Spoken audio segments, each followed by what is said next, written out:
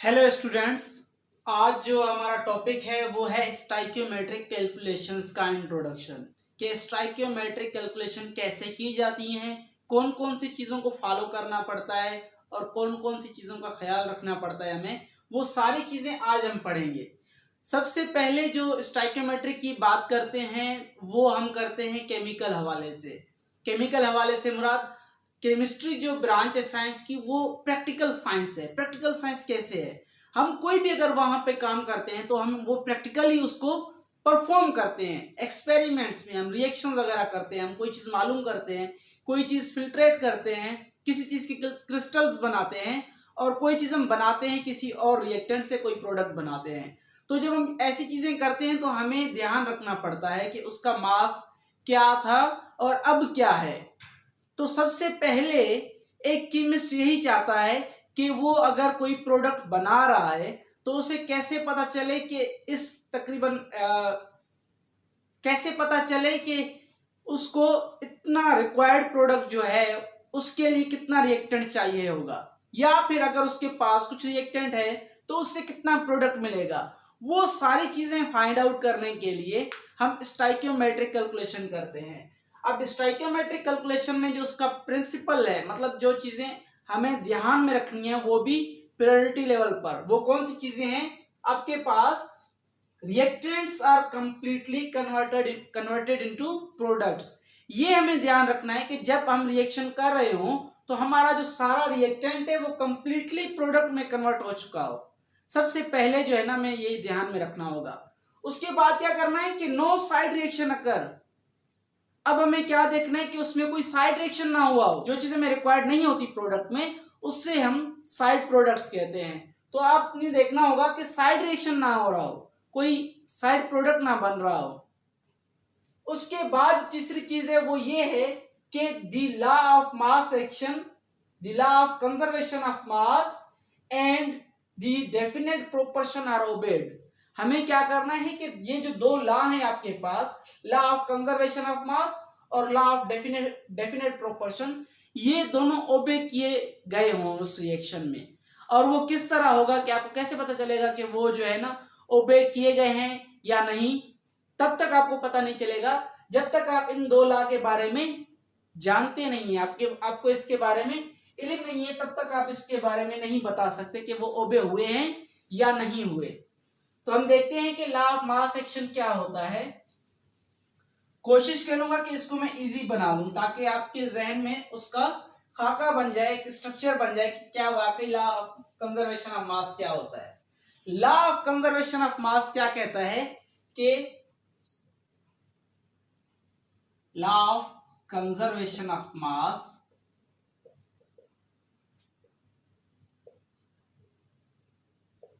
वो कहते हैं कि matter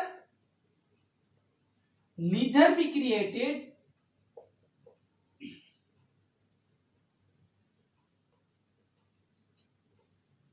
nor be destroyed. Law of conservation of मास कहता है कि matter neither be created nor be destroyed, मतलब एक जो मादा है वो ना कभी तख्लीक हो सकता है ना कभी आप उसको फना कर सकते हैं। मतलब एक चीज आपके पास ना पैदा हो सकती है ना मर सकती है। तो लॉ ऑफ कंजर्वेशन ऑफ मास का कहना है कि matter neither be created nor be destroyed. इसके अलावा इसकी स्टेटमेंट क्या है, वो कहता है कि टोटल रिएक्टेंट, या आप इस तरह कह सकते हैं कि मास ऑफ, कहेंगे आप mass of total reactants are equal to mass of total products.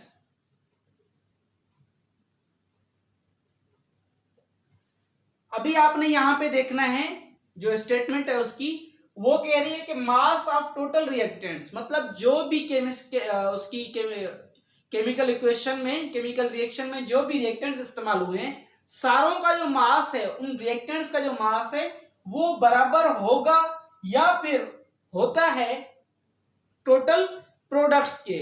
मतलब उसका जो मास होता है टोटल वो बराबर होते हैं एक दूसरे के। वो किस तरह, फॉर एग्जाम्पल हम ले रहे हैं नाइट्रोजन प्लस हाइड्रोजन, बना रहे हैं अमोनिया। अब यहाँ पे जो रिएक्शन है वो कह रहा है कि इन दोनों का मास, ये चूंकि रिएक्टेंट साइड पर है, इन दोनों का मास इसके मास के बराबर होना चाहिए। और वो कब बराबर होगा? जब आपके पास तीन, जो अभी प्रिंसिपल की बात की, वो तीन प्रिंसिपल ओबे किए गए होंगे कि reactants completely converted into products, reactants मुकम्मल तौर पर प्रोडक्ट में कन्वर्ट हो चुके हों। और दूसरा क्या था कि नो साइड रिएक्शन अकर्स, और कोई उसके साथ कोई साइड प्रोडक्ट ना बन रहा हो, कोई साइड रिएक्शन ना हो रहा हो। तो यहाँ पे वो दोनों चीजें फॉलो की गई हैं इस रिएक्शन में कि रिएक्टेंट कंप्लीटली कन्वर्ट हो रहा है प्रोडक्ट में और कोई साइड रिएक्शन भी नहीं हो रहा। इसके बाद हम आते हैं लॉ ऑफ डेफिनेट प्रोपोर्शन, जो आपका दूसरा लॉ था जिसको ओबे करना चाहिए स्टोइकियोमेट्रिक कैलकुलेशंस में, वो था लॉ ऑफ डेफिनेट प्रोपोर्शन। अब लॉ ऑफ डेफिनेट प्रोपोर्शन क्या है? क्या वो भी इसी तरह है या इससे चेंज है? देखते हैं हम।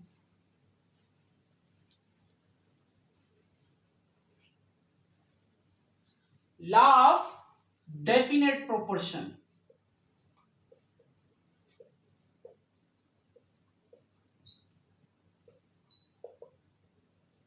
लॉ ऑफ डेफिनेट प्रोपोर्शन क्या कहता है? लॉ ऑफ डेफिनेट प्रोपोर्शन कहता है किसी भी प्योर कंपाउंड का जो फार्मूला है या उसकी जो कंपोजिशन है वो कभी भी चेंज नहीं होती।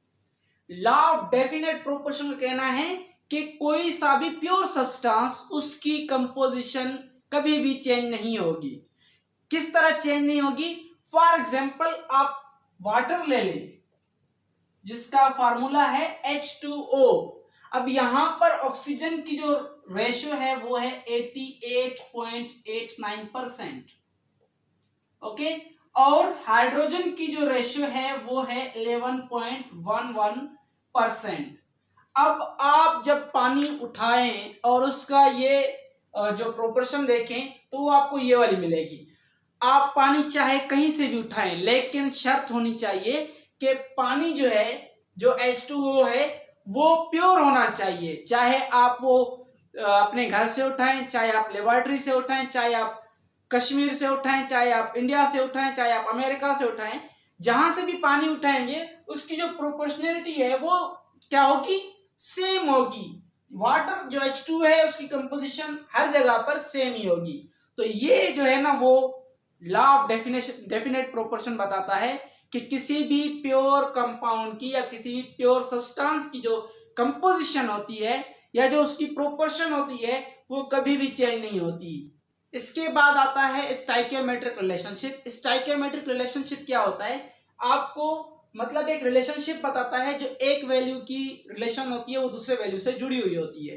फॉर एग्जाम्पल आपके पास मास टू मास रिलेशनशिप है, तो यहां पर अगर आपको एक सब्सटेंस की वैल्यू पता हो, आप दूसरे सब्सटेंस की वैल्यू फाइंड आउट कर सकते हैं। और यहां पे आपके पास क्या होगा? जिस तरह आपके पास यहां लिखा हुआ है the value of one substance can be calculated from other. आप एक जो सब्सटेंस है उसकी वैल्यू किसी दूसरे जो दिया गया है उस सब्सटेंस से फाइंड कर सकते हैं। अब यहां पर मास टू मास रिलेशनशिप हो गया, तो अगर आपको एक सब्सटेंस के मास का पता है या मास की वैल्यू आपको पता है, तो आप दूसरा जो सब्सटेंस है उसके मास की वैल्यू कैलकुलेट कर सकते हैं। दूसरे नंबर पर है मोल टू मोल रिलेशनशिप। अब यहां पे अगर आपको किसी एक सब्सटेंस के मोल की वैल्यू पता है तो आप दूसरे सब्सटेंस के मोल की वैल्यू फाइंड आउट कर सकते हैं इजीली। और तीसरे नंबर पर आपके पास वॉल्यूम टू वॉल्यूम रिलेशनशिप। अगर आपको एक सब्सटेंस के वॉल्यूम का पता है या उसकी वैल्यू आपको पता है तो दूसरी जो वैल्यू होगी दूसरे सब्सटेंस की वो आप उससे कैलकुलेट कर सकते हैं। इसी तरह आपके पास चौथे नंबर पे है मोल टू मास रिलेशनशिप। अगर आपको किसी का मोल पता हो या उसके मोल की वैल्यू पता हो तो आप दूसरे सब्सटेंस की मास की जो है ना वैल्यू आप मालूम कर सकते हैं।